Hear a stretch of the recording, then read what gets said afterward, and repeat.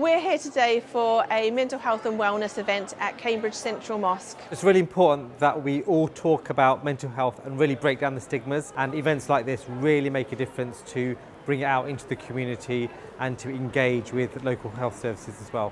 One of the best ways to break the stigma of mental health in our community in particular is to organize events like we put together here today at Cambridge Central Mosque, whereby we collaborated with so many different public institutions like the NHS, the primary care, and many specialist and expert bodies who came in today to tell us more about how holistic is mental health and issues around it. I live in Cambridge and I have Muslim family and friends who mentioned that this event was going on in this great mosque I've always wanted to come and see. They also mentioned it was all about mental health and mental well-being, which I'm very much involved with.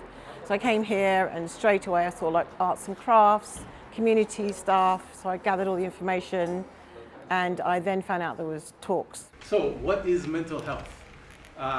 There is a lot of misunderstanding. We use this word a lot. And A big thank you to Cambridge Central Mosque for taking a leadership role in bringing together this event and supporting the work we're all trying to do to bring care closer to where people live their lives. Brilliant, love it, absolutely worth it.